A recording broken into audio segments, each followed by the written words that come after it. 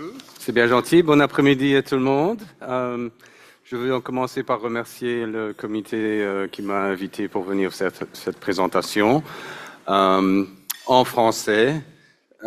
J'ai perdu mon français au fil du temps, alors peut-être que vous devrez m'excuser un peu pour mon français, mais allons directement au sein de la présentation qui va parler de comment rendre l'élevage laitier plus équitable, plus résilient et plus durable. En commençant, pour poser quelques bases dès le début, donc vous allez m'entendre parler pas mal des objectifs à développement durable des Nations Unies. Et je crois que souvent, quand on parle de l'agriculture, de l'industrie laitière en particulier, le numéro 2, ce serait celui qui vient en premier à l'esprit. Mettre fin à la faim, assurer la sécurité alimentaire, améliorer la nutrition et promouvoir l'agriculture durable. C'est le seul but, en fait, de 17 qui adresse directement des problèmes de l'agriculture. La nutrition reste un problème sous différentes formes, mais c'est un problème partout dans le monde. Pourquoi changer? Parce que l'activité humaine, non seulement agricole, mais aussi générale, par la nature même des choses, on dégrade les ressources naturelles dont on dépend. Le changement climatique, on influence le changement climatique, mais le changement climatique nous influence. Et donc, on a des défis en agriculture pour le futur avec le changement du climat. Et une chose qui m'a vraiment intéressé lorsqu'on regarde les documents de la Nations Unies, c'est que la subsistance, la prospérité des petits producteurs au niveau mondial est menacée, va en déclinant. Et donc, au niveau mondial, il y a cet intérêt de garder une agriculture qui soit décentralisée, qui soit dispersée à travers des régions rurales du monde. Et je crois qu'il faut garder ça comme un élément principal de nos buts. OK. Donc, le but ultime, c'est de fournir des aliments nutritifs à tous les humains sur la planète, générer des revenus décents à ceux qui alimentent le monde et soutenir le développement rural tout en protégeant l'environnement. Donc, si on ramène ça maintenant plus vers le secteur laitier lui-même, il y a des régions du monde où la production laitière est très importante ou excédentaire, et d'autres régions du monde où la production est faible ou même déficitaire. Et donc, ce que je vais essayer de vous convaincre, si je peux, ici, dans les 20 minutes qui viennent, c'est que prendre en considération les objectifs de développement durable, on ne peut pas se tromper. C'est un point de mire qu'il faut garder dans notre esprit quand on essaye de se décider et qu'on se demande est-ce que c'est la bonne décision. Et souvent, on regarde ces décisions dans un contexte très, très étroit. Et mon défi aujourd'hui avec vous, c'est d'essayer d'élargir un peu la vision que l'on a de l'impact que l'on a en tant que secteur laitier dans la vie des gens que peut-être qu'on ne s'en rend même pas compte. OK.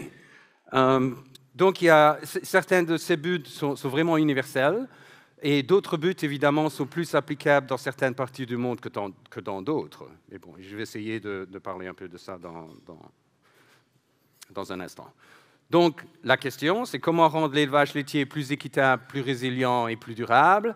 Et ça, en tant que professeur, la bonne réponse que vous entendiez de vos étudiants, c'est toujours « ça dépend ».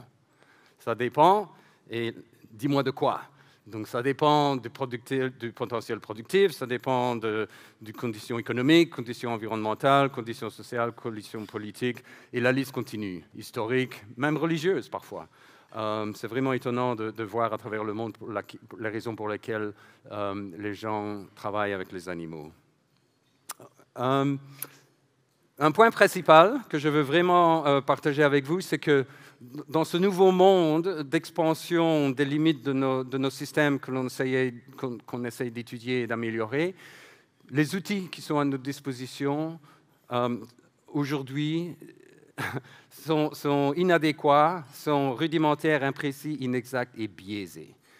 Donc, beaucoup de choses que l'on vous dit aujourd'hui dans ce domaine de durabilité, ce sera probablement faux dans 10 ans. peut-être pas entièrement faux, mais ce sera ajusté d'une certaine manière. Heureusement, pour une amélioration des choses. Donc, qu'est-ce que l'équité, la résilience, la durabilité? Il ne faut pas confondre équité avec égalité. L'égalité, c'est tout le monde est soumis à la même chose, reçoit la même chose. L'exemple vélo, c'est le vélo de la même dimension, que ce soit un enfant, une femme, un homme, la taille.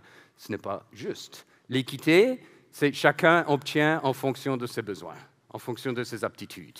Donc, c'est maintenant un petit vélo pour l'enfant, un vélo moyen, un vélo grand et un vélo pour la personne handicapée.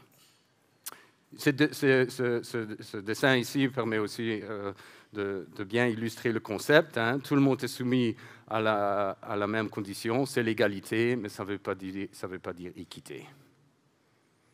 OK. Donc, il ne faut pas confondre non plus stabilité et résilience. Qu'est-ce qu'on veut dire par là? Donc, stabilité, c'est la capacité de maintenir l'équilibre, de ne pas dévier trop d'une tendance générale, tandis que la résilience, elle inclut un choc, une perturbation, et la résilience a à voir à la réponse à ce choc, à cette perturbation.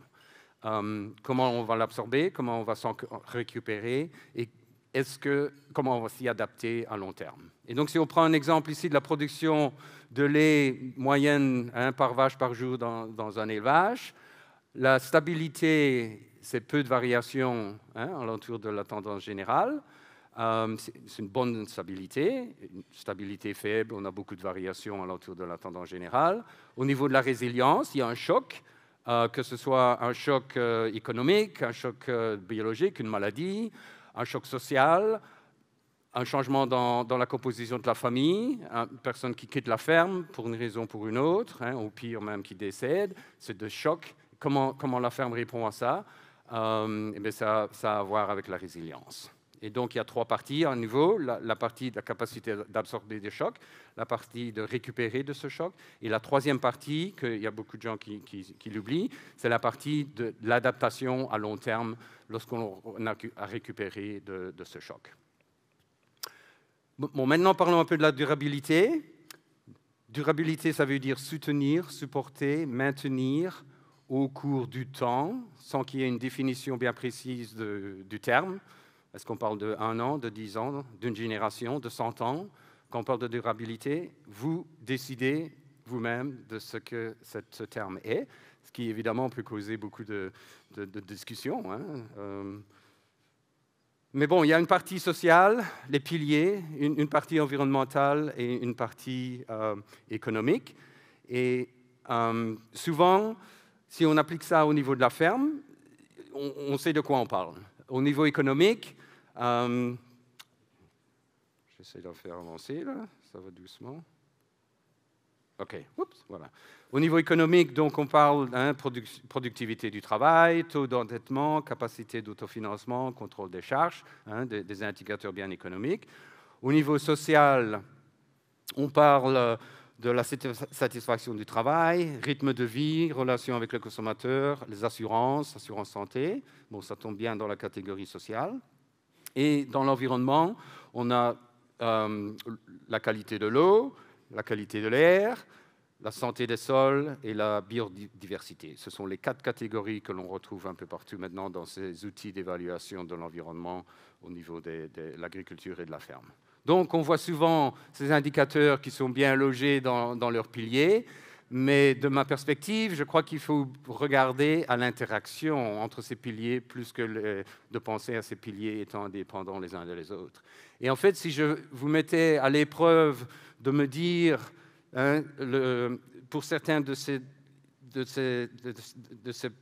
problèmes, de ces concerns about, en français, sur la transmissibilité des fermes, le bien-être animal, la biosécurité, est-ce que c'est économique, est-ce que c'est social, est-ce que c'est environnemental? Si vous commencez vraiment à y penser, vous vous rendrez compte que ça tombe un peu partout, qu'il y a beaucoup d'intersections, donc il y a des aspects multidimensionnels là. Et donc, ça se complique, oui, c'est la nature des choses, ça se complique. Mais De mon point de vue, quand on regarde l'intersection entre l'économique et l'environnemental, on parle de l'efficience. L'efficience de l'utilisation des ressources à une fin économique, pour le mettre de manière simple. L'intersection entre l'économique et le social, ça a à voir avec l'équité et la justice. Et l'intersection entre le social et l'environnemental, c'est le bien-être, la santé et le bien-être. Et vous pouvez appliquer ces concepts à vous-même comme individu, à votre ménage, à votre famille, à votre ferme, à votre communauté, à votre région, à votre pays et au niveau de la planète. Donc c'est un principe qui est vraiment qui traverse les échelles de l'humain à l'humanité. Et donc à nouveau, je reviens avec ma thèse qui est que quand on doit prendre en compte tous ces éléments qui interagissent, comment est-ce qu'on sait si on fait la bonne chose? On regarde au but de développement durable. Okay? Bon. Les buts de développement durable, maintenant que je vous ai dit que c'était important, il faut en parler. Et que sont-ils? Ce sont donc un ensemble d'objectifs universels qui répondent aux défis environnementaux, politiques, économiques urgents auxquels notre monde a été confronté. Ils ont été promulgués par les Nations Unies en 2015 avec un horizon de 2030. Il y a 17 objectifs. À l'intérieur de ces 17 objectifs, 169 cibles et 232 indicateurs. Okay? Reprenons le numéro 2, mettre fin à la faim, assurer la sécurité alimentaire. Il y a beaucoup d'entre nous qui diraient, bon, les problèmes de la faim, c'est vraiment dans les pays tropicaux, les pays en voie de développement, c'est là où il faut mettre fin à la faim, c'est plus pour nous. En partie oui, en partie non. Bon, on peut dire que dans les pays développés, c'est plus nos responsabilités de promouvoir l'agriculture durable. Hein. On produit même de trop. Donc maintenant, il faut produire d'une manière durable. Mais à nouveau, si on regarde assurer la sécurité alimentaire, améliorer la nutrition, c'est vraiment universel. Donc à nouveau, le point principal que je veux faire ici, c'est que ces objectifs, ils ne s'appliquent pas uniquement aux pays en voie de développement, ils s'appliquent aussi à nous. Et c'est un notre devoir d'aller voir à l'intérieur de ces objectifs comment ils s'appliquent à nous. Ils doivent être contextualisés dans chaque région du monde. Et maintenant, je reprends le chemin inverse, hein, de chaque pays, dans chaque comté, de chaque comté à chaque communauté, de chaque communauté à chaque ferme et au ménage au sein de la ferme. Donc, je vais ici essayer, je n'ai pas le temps évidemment hein, de parler de 17 buts, beaucoup, mais je vous garantis qu'il n'a pas fallu, je pense, trop longtemps pour trouver comment il s'applique au secteur laitier au Québec, dans un exemple d'industrie laitière avancée. Et donc, je ne vais m'attarder que sur certains de ces buts qui me paraissaient un peu plus pertinents. Et donc, je passe le numéro 1, pas de pauvreté, faim zéro, promouvoir l'agriculture durable, il faut considérer les pratiques agroécologiques. Et j'en reviendrai un peu plus tard avec une diapositive sur ce que sont les pratiques agroécologiques. Bonne santé et bien-être. Je crois que l'industrie laitière dans les pays développés devrait intervenir beaucoup plus pour la recherche sur les bénéfices des produits laitiers sur la santé humaine au cycle de la vie. Donc pour les enfants, pour les adultes et pour les gens plus âgés. Je crois qu'il y a beaucoup de connaissances que l'on doit découvrir qui nous serviraient très bien pour notre industrie. Je passe éducation de qualité. Égalité entre les sexes, remettre en question le rôle traditionnel des femmes de soutien en comparaison au rôle de leadership qu'elles pourraient avoir. Il y a du chemin à faire, je pense, là. Eau propre et assainissement, je passe. Numéro 7, énergie propre et d'un coût abordable. Donc, les panneaux solaires, l'énergie éolienne, la méthanisation du lisier pour réduire ou compenser les gaz à effet de serre. Ça peut être une source d'aspects positifs, de contribution au but positivement. Travail décent et croissance économique, je donne 2 exemples ici. Repenser à la production de lait dans ce contexte d'économie verte.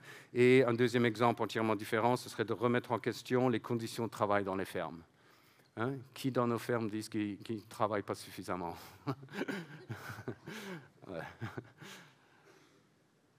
L'industrie, l'innovation, je passe. L'inégalité réduite entre pays, à l'intérieur des pays, je passe.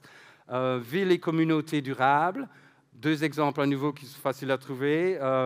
Comment renforcer la connexion entre la vie urbaine, la vie rurale, les marchés en ville, le tourisme à la ferme. Ce n'est pas que tout le monde doit le faire, hein, mais s'il y a des gens qui se spécialisent dans le faisant, leur contribution peut être énorme au service de nous tous.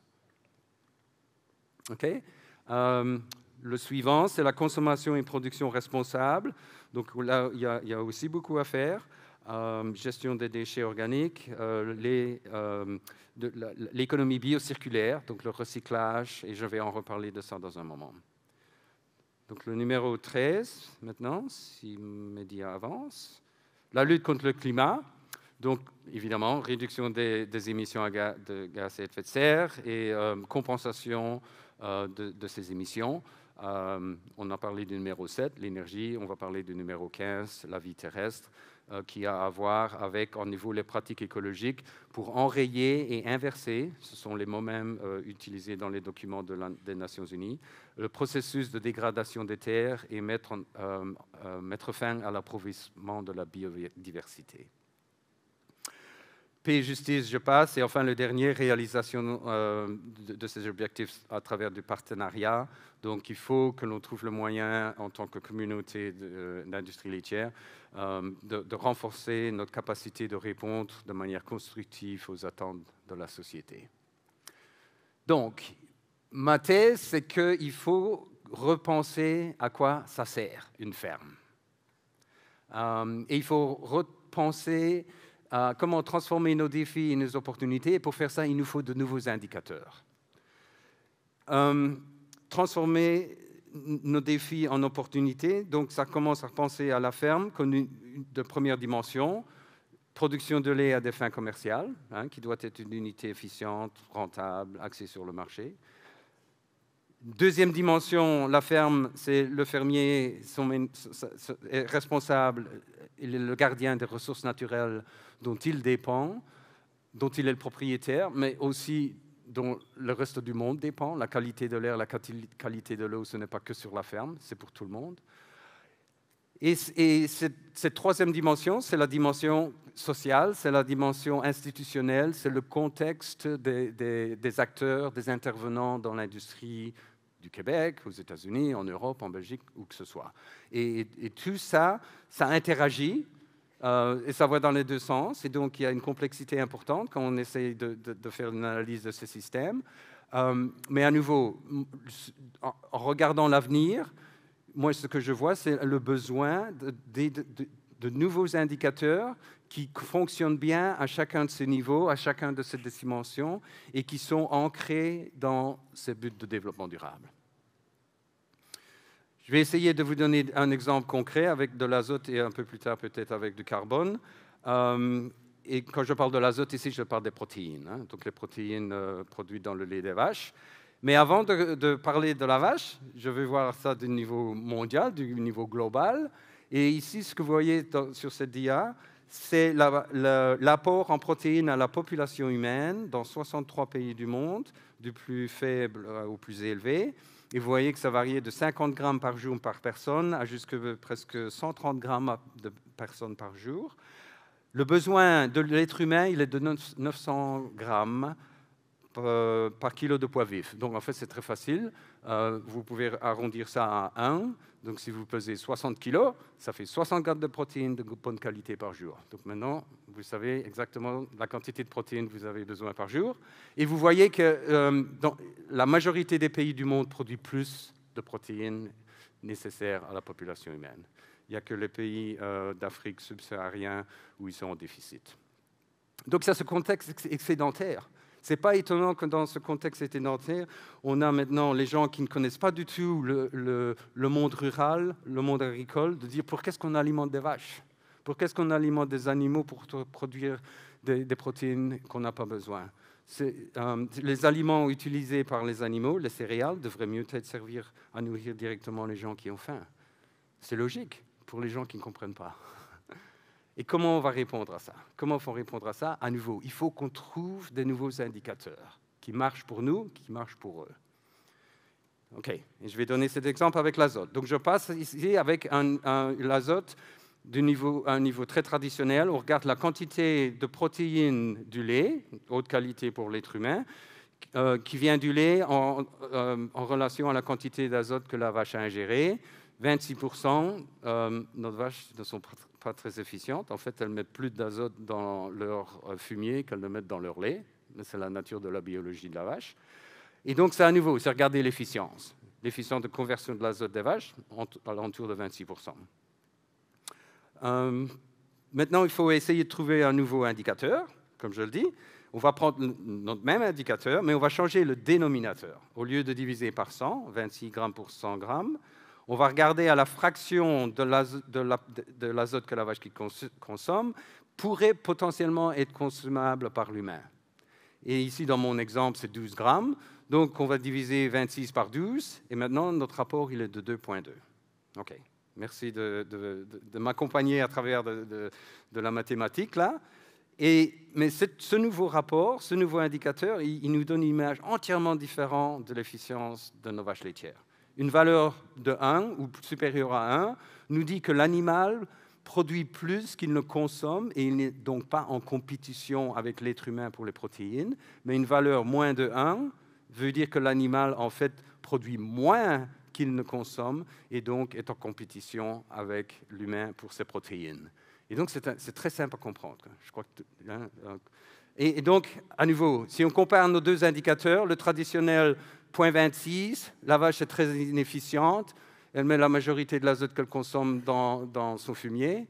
Et le deuxième indicateur, 2,2, la vache est très efficiente maintenant parce qu'elle produit 2 fois plus de protéines comestibles humaines qu'elle ne prend de la population humaine. La vache, elle a fait la même chose. C'est nous, c'est notre manière de penser qui doit changer. OK? La vache, elle est très efficiente. Elle a 40 millions, 50 millions d'années d'évolution. Elle sait ce qu'elle fait. OK. Deuxième exemple, en vitesse qui est attaché au premier, c'est l'utilisation des sous-produits dans l'industrie, dans l'alimentation de nos vaches, cette idée d'économie biocirculaire. Un travail qui avait tout juste été fait au Michigan, où ils ont alimenté une ration contrôle traditionnelle et une ration haute en sous-produits alimentaires. Donc ici, on parle de ce débat feed versus food, donc nourrir nos vaches pour nourrir les humains, ou nourrir directement, produire des aliments pour les humains. Et donc, l'idée, c'est comment est-ce qu'on nourrit nos vaches pour éviter cette compétition avec l'humain. Et donc, les sous-produits agroalimentaires, évidemment, on ne les a pas consommés, donc c'est un produit hors compétition avec l'humain. Donc, ces rations ici, il y en avait la ration avec sous-produits, elle avait jusqu'à 67% de paille et de sous-produits dans cette ration. Retirer le maïs grain, et en fait, ils ont retiré la luzerne, qui est malheureusement l'un des bons aliments de fourrage. Mais bon, soit. Quand on regarde à la production, la performance de ces vaches, elles ont consommé un peu plus de matière sèche avec la ration sous-produit. La production de lait telle qu'elle était 53, comme vous le voyez. Pratiquement pas de différence entre les deux, statistiquement. Il y avait une légère diminution du lait corrigé pour la ration sous-produit, parce qu'il y avait une légère diminution de la composition du lait. Mais ce que je veux vraiment attirer votre attention ici, c'est le fait qu'on peut alimenter nos vaches jusqu'à 67% de paille et de sous-produits agroalimentaires et que ces vaches vont produire 50 litres de lait par jour. OK? Si on maintenant applique nos mesures d'efficience, les deux mesures d'efficience à ces données, on voit qu'à nouveau, qu'au niveau de la protéine, avec l'efficience traditionnelle, 31-32%, la lysine, qui est l'acide aminé le plus limitant souvent dans l'alimentation des vaches et ainsi que dans l'alimentation humaine, 64%, ça nous donne une idée d'inefficience. Mais si on applique notre nouveau indicateur, on a une valeur plus élevée de 1 qui nous dit que l'animal produit plus qu'il ne consomme. Et donc, dans ce cas, ces vaches laitières, elles produisent 2,2 fois plus de protéines comestibles par l'humain qu'elles ne consommaient de protéines comestibles par l'humain. Et 1,7 pour la lysine. Donc, une contribution nette. OK. comment atteindre ces objectifs de transformation? 3 exemples rapides, sans aller dans les détails, mais que j'ai appris dans les dernières années. Et en fait, le premier, c'est la démarche du plan des producteurs de lait du Québec. Et je vous garantis, ils ne m'ont pas payé pour dire ça. J'ai été vraiment impressionné lorsque j'ai appris la démarche qu'ils ont faite pour se donner une direction dans le futur. Et vous pouvez télécharger le plan. Et ce qui m'a vraiment impressionné, c'est cette démarche qui a pu permettre, et à nouveau j'ai problème, ok, une démarche très très rigoureuse qui leur a permis d'identifier 3 thèmes stratégiques, production agricole responsable, avec 8 objectifs bien spécifiques qui touchent à 7 buts de développement durable différents. Lutter contre les changements climatiques avec 6 objectifs bien spécifiques qui touchent sur 7 objectifs de développement durable différents. Et le 3e thème, c'est à nouveau, la contribution économique et sociale avec 11 objectifs et qui touchent à 6 différents buts de développement durable. OK. Le deuxième exemple, c'est s'engager. Donc, le premier exemple, c'est au niveau de l'organisation. Mon deuxième exemple, c'est au niveau de la ferme.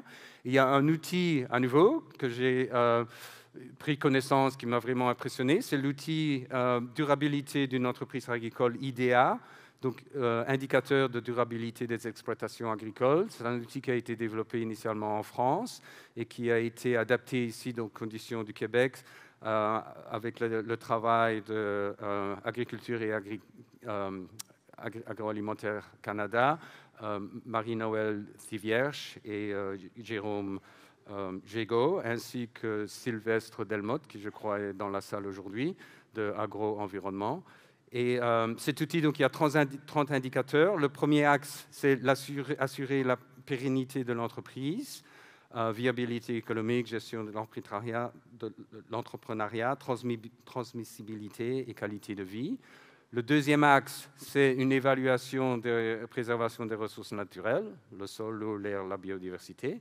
Et le troisième axe, c'est la réponse aux enjeux sociaux et territoriaux. Et à nouveau, de mon point de vue, je vois ici l'empreinte des buts de développement durable un peu partout dans ces indicateurs. Et donc, c'est un outil que je crois qu'il faut continuer à développer au fil des années et l'améliorer. OK. Le dernier exemple, c'est simplement, donc j'ai parlé un petit peu au préalable des pratiques agroécologiques en accord avec les objectifs de développement durable. Il y a un outil de la FAO qui s'appelle TAPE, qui mesure la transition agroécologique des fermes. Il y a 10 éléments agroécologiques qui ont été reconnus. Et les 5 premiers sur votre gauche ici, diversité, et c'est diversité au sein de la ferme biologique, donc les espèces animales, les espèces végétales, mais aussi, ça fait aussi référence aux activités économiques de la ferme, la synergie, l'efficience, le recyclage, la résilience, qui sont des indicateurs qui, à l'intérieur d'eux-mêmes, il y a toute une série d'autres indicateurs, donc c'est vraiment assez intense de faire ces mesures. Et puis les cinq autres, ils sont plus un contexte social qu'un contexte même de la ferme. Et c'est le respect de la culture, de la tradition alimentaire des gens pour lesquels vous produisez des aliments. On pourrait dire même la tradition culinaire. La co-création et le partage de connaissances au sein même de la communauté agricole. Il y a beaucoup de connaissances qui peuvent se créer sans avoir pour nécessairement accès à des stations de recherche. La valeur humaine et sociale, l'économie circulaire et solidaire, et le dernier point, gouvernement responsable qui a vraiment à voir à se reposer la question de qui prend les décisions, comment ces décisions sont faites et pourquoi que les décisions sont faites de cette manière. Et ça paraît être une question simple, mais je vous mets au défi, quand vous prenez votre voiture et retournez chez vous aujourd'hui, de repenser à ce que je viens de dire. Comment est-ce que les décisions sont prises dans ma ferme et pourquoi est-ce qu'elles sont faites de cette manière-là? Est-ce qu'il y a une autre manière de faire? Je ne peux pas terminer sans parler un peu des gaz à effet de serre parce qu'on me l'a demandé, mais je ne crois pas que je vais faire que j'ai le temps de m'élaborer. de trop, sinon qu'à nouveau, pour prendre un peu le même point de vue, on parle évidemment du numéro 13, le but numéro 13, qui dit qu'il faut prendre des actions pour lutter contre le changement du climat. Et vous savez très bien qu'au niveau mondial, l'industrie laitière a dit qu'on va être neutre en 2050. Et donc maintenant, tout le monde travaille sur cet indicateur d'émissions par kilo de lait. Et à nouveau, je pose la question, qui a décidé que ça devait être par kilo de lait? Pourquoi pas par vache, par hectare? Pourquoi pas par ferme? Si on veut vraiment lutter contre le changement du climat, ce n'est pas par kilo de lait, ce n'est pas par hectare, ce n'est pas par ferme, c'est par unité de temps. Parce que c'est ça qui fait la différence dans le changement du climat. OK? OK. J'en suis presque arrivé à la fin. Au niveau des intensités, rapidement une mise à jour. En 2021, les calculs ont été refaits aux États-Unis. 1,04, c'était la moyenne d'intensité d'émission, avec un minimum de 0,7, un maximum de 1,5, donc pas mal de variations. De manière intéressante, à nouveau, rien de nouveau ici au niveau des sources principales, le méthane entérique est la première source, et la gestion du fumier, gestion des aliments vient en deuxième et troisième place, très proche l'une de l'autre. À nouveau, j'essaie de faire avancer ça un peu plus vite. Je ne sais pas pourquoi c'est bloqué. Voilà. Donc, ce que les auteurs ont fait, qui était intéressant, c'est de voir les pires scénarios, qui étaient de 30 à 40% au-dessus de la moyenne. Et ça, c'était les exploitations qui étaient en confinement, 365 jours de l'année, entreposage à long terme du lisier, faible production de lait par vache et région plus chaude du pays. Et les producteurs qui étaient dans le meilleur scénario, c'était donc les producteurs qui faisaient du pâturage, qui est associé plus avec les petites fermes, l'entreposage limité du fumier, la méthanisation du lisier, qui est plus associé avec les grandes fermes, les régions plus froides du pays. Le dernier point ici, au niveau des mitigations, simplement une étude de cas dans l'État de New York où il y a un scénario de base et ils ont regardé des mesures de mitigation des gaz à effet de serre, non seulement sur les gaz à effet de serre, mais aussi sur l'empreinte hydrique et l'eutrophisation. Et donc le point ici, c'est qu'il faut regarder à plus d'un critère à la fois. Et ce qui était intéressant, c'est que l'augmentation du maïs dans l'alimentation, ça avait un effet négatif partout. Couverture graminée annuelle, ça avait un effet positif partout, et qu'il y a d'autres techniques, d'autres mesures qui peuvent avoir des aspects positifs ou négatifs. Méthanisation du lisier, c'est une bonne mesure pour réduire les gaz à effet de serre, sans effet négatif sur les autres mesures environnementales, de même que le stockage du fumier couvert. En fait, il y avait une augmentation ici de l'eutrophisation. Et le point final ici de cette dia, c'est que quand on met toutes ces mesures ensemble, on peut réduire au maximum de 26% le gaz à effet de serre. Et donc, l'un des points que l'on essaie de mettre à l'avance de ces jours-ci, c'est la séquestration du carbone. Ça, c'est une étude qu'on vient tout juste de publier dans les fermes de lait biologique aux États-Unis. Et vous voyez que sans tenir compte de la séquestration, on avait 1,1 kg de CO2 équivalent. La séquestration nous permettait de compenser à peu près 15% l'émission des fermes, dans le cas de ces fermes biologiques à travers de ces 4 régions du pays. Donc, la séquestration sous-sol dans les racines peuvent nous aider dans ce critère d'émission de CO2. Donc, la généralisation de Michel, c'est que si on commence avec 1 kg de CO2 équivalent, qu'on veut aller vers 0, il y a des mesures de réduction que l'on peut prendre qui sont relativement faciles, qui vont nous aider de 5 à 20%, des mesures plus difficiles à implémenter qui seront plus chères, de 10 à 20%, ce qui nous laisse 60 à 85% des émissions de CO2 équivalent que l'on devra éliminer sous forme de compensation au lieu de réduction. Et à nouveau, je remets en question ici quel devrait être le dénominateur à utiliser idéalement pour nous permettre de dire à la société que ce que l'on fait, ce n'est pas que du négatif. Résumé et final. Et donc, je vous ai présenté ici 3 outils qui, à mon avis, sont de bons exemples de comment présenter une image positive de la contribution du secteur laitier dans l'économie, au niveau institutionnel, ainsi bien qu'au niveau de la ferme.